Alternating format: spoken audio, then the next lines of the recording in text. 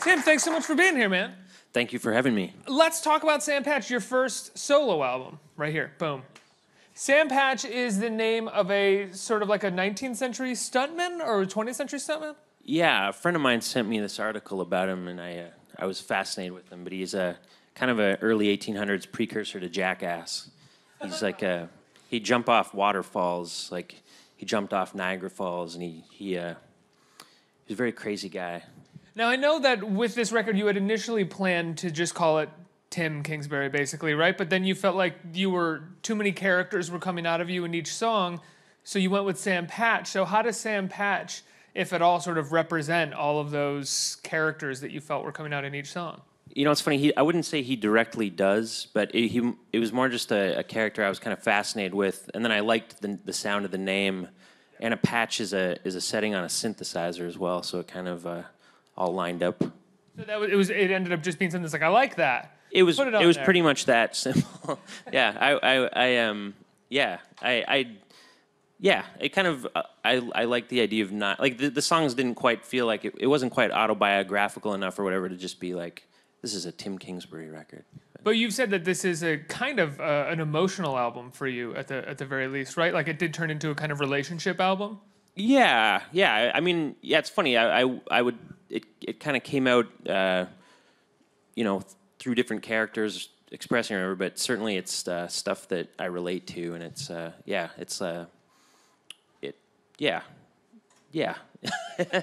How do you find that happens as a songwriter? Is it one of those things where you've laid down the music, you say you start with the music, and then you just start kind of improvising lyrics that could go along with it, and you pick the stuff that sounds the best, and then the best all of a sudden later has some sort of weird emotional resonance, and you kind of look back and go, oh, that's sort of about this thing that I might have been going through? Yeah, that definitely happens. It kind of changes from song to song. Like I find... there was like the last song on the record, I wrote it in about 2 hours and recorded it really quickly, and it just kind of came out really fast. But then there's other songs that'll just be like, I'll kind of come up with a part or a groove or whatever, and then, some words will come out of my mouth, and I'll be like, what's that about? And kind of follow that carrot. You use the word groove, and I think that's a good word to use with this album. Not to sound too corny, personally, by saying groove or groovy. It's groovy, man. I think that there is kind of a groove to a lot of these songs. There's a similar style that you seem to be going for, whether intentional or not. Was there an intentional influence or style that you were shooting for, or is it just kind of what naturally comes out of you? Well, I think the process of recording it, I'd kind of create little drum loops or kind of sequences on a synthesizer, but I ended up kind of working it around not too far away from 120 BPM, which is like a good dance groove. Right.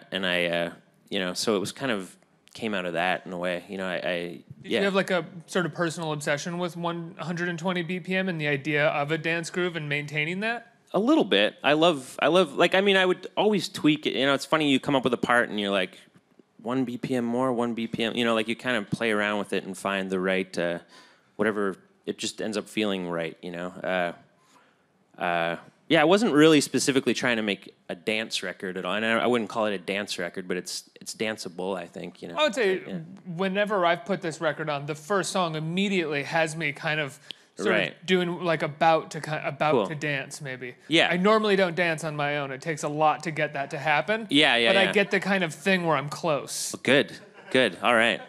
What would you say your main musical influence was growing up that maybe you don't still look back on now, but every now and then you can probably hear in your music? It's funny. I grew up in a really kind of religious home, and I wasn't allowed to listen to much. So gospel? Yeah, a lot of gospel music, like, singing. Like, I would sing with my grandmother a lot, and I would sing. My mom would, make us kids sing in front of the church and stuff. And so I think that's had a really deep impact on my. I didn't really start listening to the radio, like pop music, until I was probably about 12 or 13 or so. So that's deep. And the other thing that my whole family listened to was ABBA. Really? Yeah.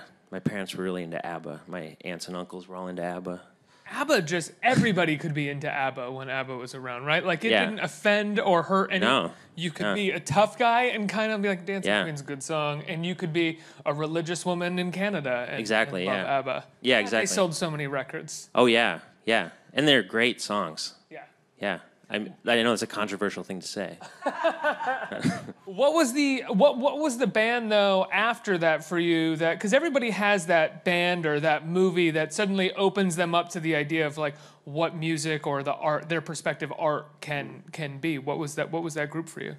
You know, there's the band that kind of made a deep impression. This is kind of the opposite of ABBA in some ways, but I as a like, and I think it's because of the evangelical Christian upbringing I had. But when I saw it, whenever I would see like anything to do with AC/DC or hear Back in Black, you know, my cousin would be like, you know, Angus Young lives in a mental institution. They only allow him out to play shows. Like, it had a really deep impact on my mind. And so Like those the total other side of the spectrum. exactly, yeah. And so they forever are deeply imprinted on me as well, I think. And then you get older and just realize they're kind of a classic rock band. It's like not that big of a deal. They're amazing. I love that band. They're so good. Like, I went and saw them a few years ago and was like crying because I was so happy. Yeah, I think they're such a good band. Oh, I can't get down with the AC/DC. I love Thin Fair enough. Lizzy. I Yeah. love Thin Lizzy. Yeah, but yeah, yeah. AC/DC for some reason was when it kind of stops for me for some reason. Yeah, no, that's fair enough. There's no argument. I'm not here. defending it. I just Oh, I will defend Thin Lizzy I just think it's fun to defend those guys. no. I mean, AC/DC has like a pretty perfect formula down. Yeah, I agree with that. It's Yeah. whether or not that you can sort of ride with the formula for numerous albums or that Right. long. Yeah. Right. Yeah. No. I wouldn't listen to their entire discography back to like the whole way through. I wouldn't sit down and do that. I don't think. Maybe like a little like banging your head against the wall after a little while, you know, like 3 albums in. Certainly. Yeah. Yeah. So in 2003, you joined Arcade Fire, right? Yeah. About that. Yeah. 2003, and then Funeral comes out, the sort of first out the album that really introduced everybody to Arcade Fire. Right. Must have been amazing when that happened. What was that like for you guys to experience? You're just kind of a Montreal band at that time, and then that album comes out, and I remember the songs were in like the Where the Wild Things Are trailer, and Spike Jonze was and other people like him were sort of touting the band. That must have blown your minds. Yeah, for sure. It was not an expected turn, but very exciting for sure. We we like kind of set out to treat it like a job, and you know, started touring and working as hard as we could at it. And When did it become a decision that to treat it like a job? Was it when you saw that you could treat it like a job to start treating it like a job? well, yeah, I think pretty early on we kind of you know, we sort of realized that, you know, in order to make it a full-time project and something, you know, like that you really kind of had to sink in as much time into it as you could. And you know, we kind of just made it a really big priority to kind of focus on it and create. And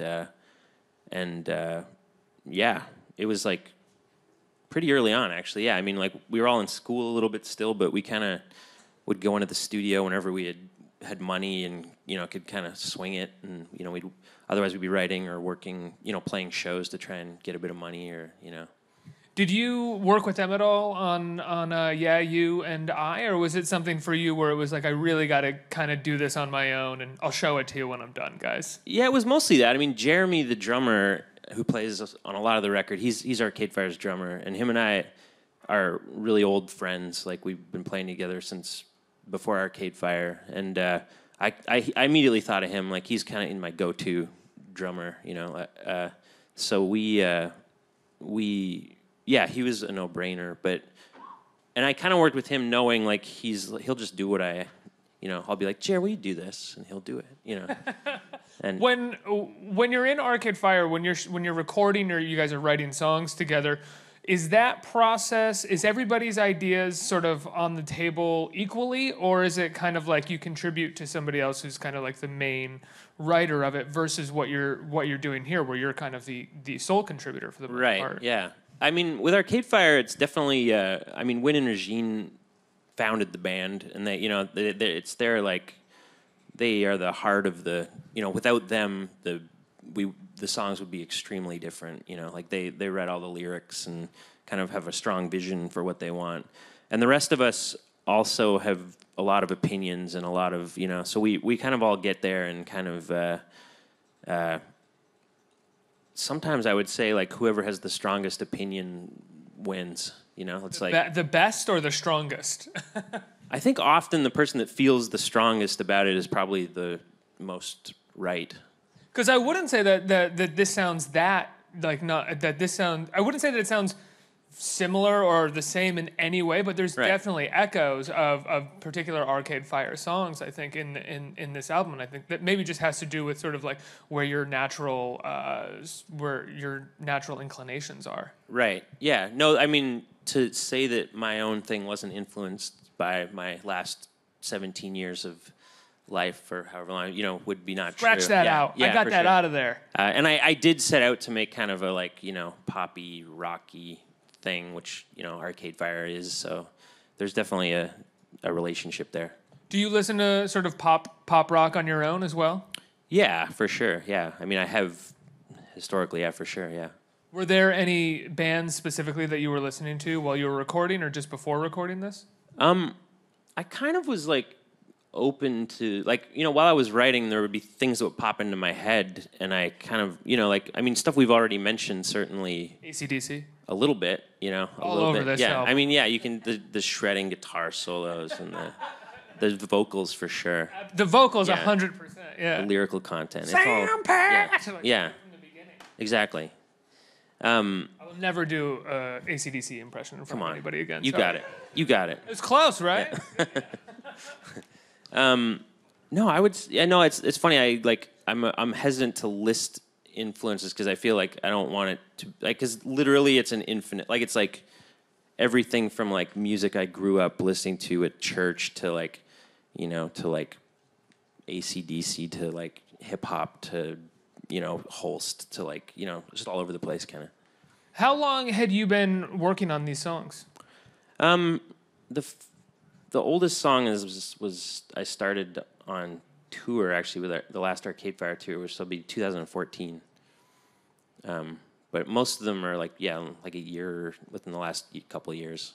Can I ask? I don't want to talk too much about Arcade Fire, but those tours are incredible. The numbers that Arcade Fire pulls on a tour are just like unbelievable. It's an incredible band, so it makes sense. But how has that been for you guys as artists? I mean, you guys kind of make pop rock, but in some ways, you know, Reflector is an art rock album in a lot of ways. Right. And I think it sort of goes out of the mainstream and out of pop music. I think the first single off Reflector, right, was like 7 minutes long, 6 or 7 minutes long. Right. So you're clearly like daring a mainstream audience to listen to you, but they never run away. They stick with you. Yeah, I mean, I think we've been incredibly lucky to like be able to do what we do, because we're certainly like, I think we've always been kind of guided by like, well, what do we like, you know, what would make a record that we'd want to listen to, so that's all, you know, I think that fuels each of us individually. We're never like, how can we get onto top four, you know, like, Right. Like we put out Reflector and, you know, we were kind of aware that probably it wouldn't get played that much, you know, like as a top 40 hit, which it didn't really, which is fine. But, you know. I will say, though, the going back to the shows, Arcade Fire was one of the shows that I went to where it really felt like the band. And I think you guys, it was at Barclays last year, I think. And I think you guys had already been on tour for a little while.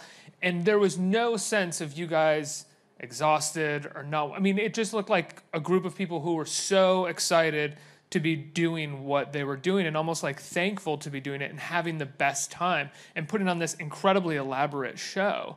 Do you guys actually feel that way at every show? Each individual one of us always feels that way at every. No, I'm just kidding. I mean, yeah. I mean, it's like we have an amazing group of people that work with us too. That kind of, you know, like if we were like, yeah. I mean, we're all extremely grateful to be doing it, and it is a lot of fun to like. I mean, it's hard to complain about playing at the Barclays Center in front of people, you know. You guys had an amazing sort of assortment of guests at that tour, right? And each city, it felt like you would pull some sort of hometown hero. Right, yeah. In New York, you had like David Byrne, James Murphy. Right. Dave Johansen, yeah. Yeah, David Johansen. That's amazing. So what was that like for you to kind of meet all these people town to town?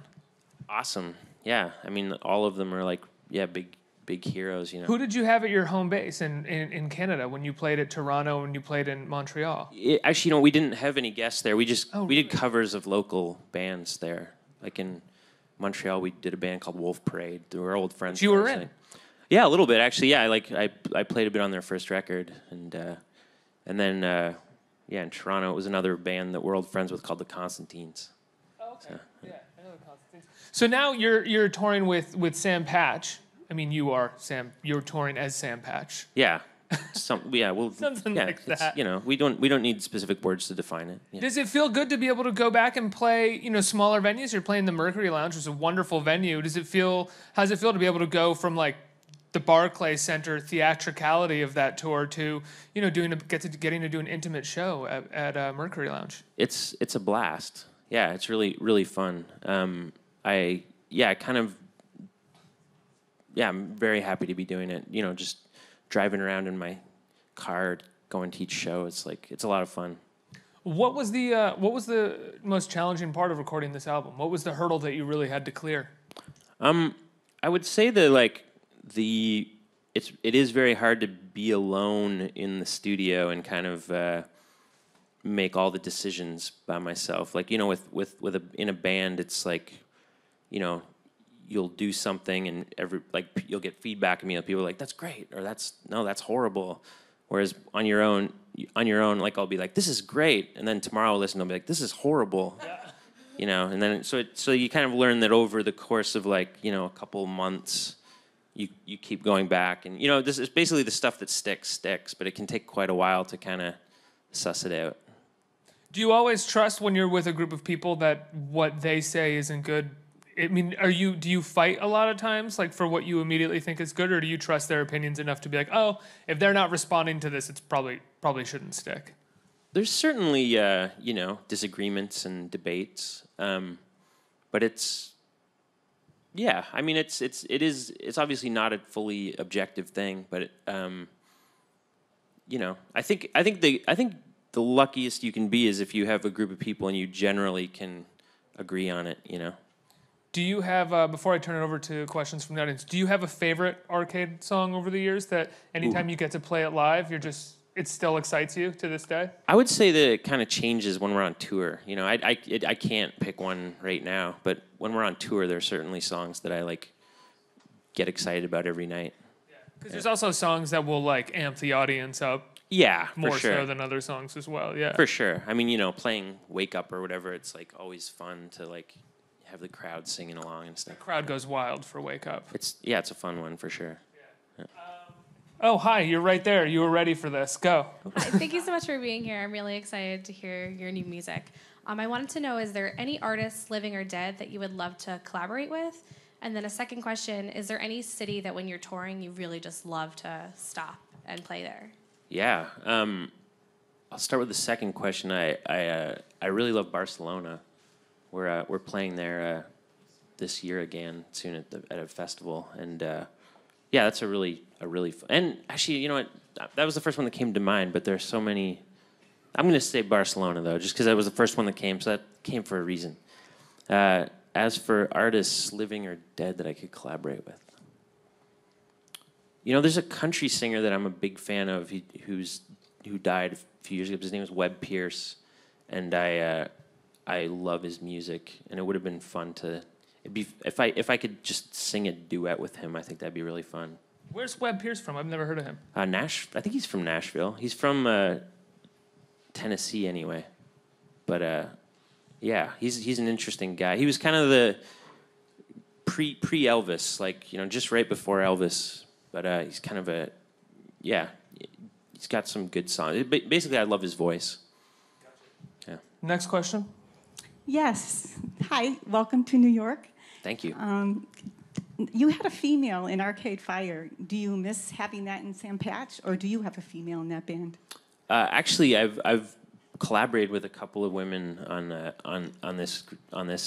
My friend Basha Bulat, she sings on a lot of the songs, which has been a joy. And then when we're touring right now, Basha comes sometimes, but then also there's a woman named Tessa Kautzman who's playing bass and singing. But yeah, I mean, I have been in bands that are all dudes, and I much prefer having bands with women and men. It's I don't know, it makes touring a lot less crazy, and it's just a nice balancing thing. I think we have time for one more question. Next question. Hello. I wanted to know, what musicians do you draw inspiration from? Good question. A lot. Like I said, AC/DC. There's that one. But I really like. I guess I played a lot of bass with Arcade Fire and. So Flea. Flea. No, I'm kidding. Flea's amazing, but yeah. He's like the one bass player that everybody can reference. One person I always think of is a bass player named James Jameson from Motown, but he had a rule where you only play with one finger. Like he was like, if you can't play it with one finger, it's too many notes. And I love that rule. It's such a good, there's no like. Do you break that rule, or do you really try to stick to it? I break it, but to be honest, I often play with a pick, so it's kind of like one finger. Do you play with a pick because you started with guitar and that's what you're most comfortable with, or do you prefer the sound of the pick to the finger? It's a bit of both. Yeah, with Arcade Fire, it kind of made sense to go with the pick, just in the energy a lot of the songs, and then I kind of play very picky. Yeah, I do.